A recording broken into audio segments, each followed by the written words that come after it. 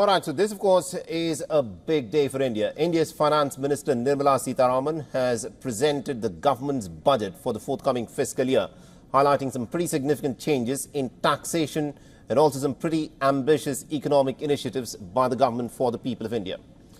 Now, there is a new tax regime that will be brought into existence. The Income Tax Act will undergo a review that is aimed at reducing disputes, while long-term capital gains tax has now been raised from 10% to 12.5%.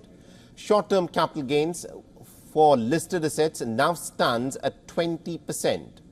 The standard deduction under income tax has now been increased to 75,000. On the economic front, an urban housing outlay of rupees 10 lakh crore has been announced, alongside the provision of free electricity of up to 300 units per month for 1 crore poor households in the country. Initiatives for employment and opportunities also include raising the Mudra loan limit to 20 lakh crore for MSMEs, introducing credit guarantee schemes, launching a youth internship program in top companies, and also offering financial support for higher education loans of up to 10 lakh rupees. Now, infrastructure and development received a bit of a boost, with 2.66 lakh crore being allocated for rural development and 26,000 crores earmarked for road projects in Bihar. Notably, customs duty on gold and silver has again been reduced to 6%, while developmental projects for cultural and religious sites have also been prioritized. Now, India, remember, is navigating through Modi government 3.0's budget, which signals a mix of costlier tax implications and some affordable schemes that are aimed at stimulating economic growth and social development.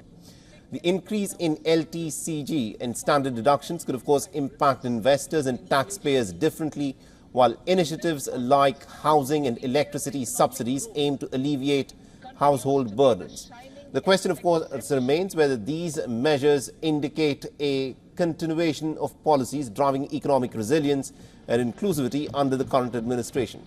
India's inflation continues to be low, stable, and... All right, so what are the politicians saying about this budget? Let's listen in to a couple of them. The Minister of Parliamentary Affairs, Kiran Rijiju, and also the Congress leader and member of the Lok Sabha, Shashi Tharoor, have their say on the budget. Listen in.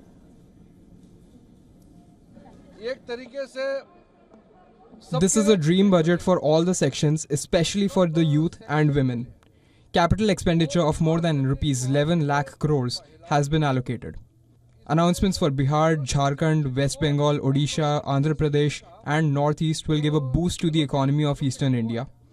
Announcements for skilling and employment generation are historic. I'm afraid it's an underwhelming budget. The government has simply not addressed a number of key issues. Manrega wasn't even mentioned. Health and education, no indication of any increase in the share of GDP allocated to these vital subjects. Nothing in the announcements about how to actually do anything about the income inequality in this country. More than 60% of our people have seen their incomes dropping in the last 10 years. What are they doing about that? Very little. I would say there's been very little to cheer about, and no wonder even the share markets, I gather, have reacted badly, as have ordinary people, except those in Bihar and Andhra Pradesh, perhaps, where the government, for their own political reasons, has satisfied 2 states. But there are 26 other states in the country whose people have no reason to be happy. For all the latest news, download the WION app and subscribe to our YouTube channel.